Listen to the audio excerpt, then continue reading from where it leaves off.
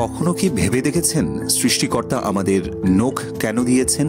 সত্যি বলতে নখ আমাদের আঙ্গুলের সংবেদনশীল অগ্রভাগকে রক্ষা করে, কোনো সূক্ষ্ম জিনিসকে ধরতে সাহায্য করে, আত্মরক্ষার সময় এবং বিশেষ করে শরীর চুলকাতে সাহায্য করে। আমি ডক্টর কবির আজকের ভিডিওতে জানাবো সৃষ্টিকর্তার দেয়া চমৎকার এই উপহারটিতে আঘাত লাগলে অথবা নখ উপড়ে গেলে আমরা কি করতে পারি।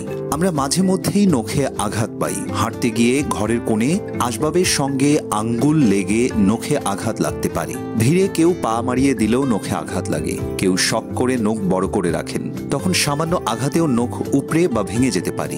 যারা গভীর ও কোনা করে নখ কাটেন তাদের কোনা ডেবে ভেতরে ময়লা জমে ইনফেকশন হতে পারে, তখন আঘাত লাগলে নখ উপড়ে যেতে পারে।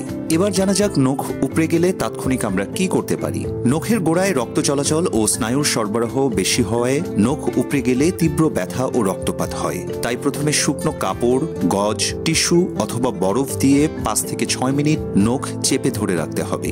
বরফ রক্তনালীকে সংকুচিত করে, তাই ব্যথা ও রক্তপাত কমে যায়। নখ যদি পুরোপুরি উঠে যায় তবে কিছুদিন নিয়মিত ড্রেসিং করলে ক্ষতস্থান শুকিয়ে যাবে। আর যদি অল্প নখ রয়ে যায় তবে চিকিৎসক নির্ধারণ করবেন নখ পুরোপুরি উঠিয়ে ফেলবেন কিনা। নখের নিচের চামড়াকে বলা হয় নেইল বেড। এটি অত্যন্ত সংবেদনশীল, তাই আঘাতের পর বা অস্ত্রোপচারের পর নেইল বেড প্রথম সপ্তাহে ঢেকে রাখতে হবে। কিভাবে ক্ষতস্থানের যত্ন নেবেন? হাতের নখ নতুন করে গজাতে 6 মাস পরিমাণ সময় লাগতে পারে, আর পায়ের নখে লাগে 12 থেকে 18 মাস। তাই ধৈর্য ধরে অপেক্ষা করতে হবে। নিয়মিত ড্রেসিং করাতে হবে।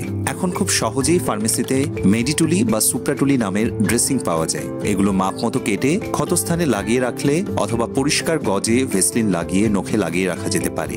ক্ষতস্থান তাড়াতাড়ি শুকাতে vitamin C, zinc, biotin, vitamin E এবং পরিমাণ মতো প্রোটিন খেতে হবে। কিভাবে নখ উল্টানো প্রতিরোধ করা যেতে পারে?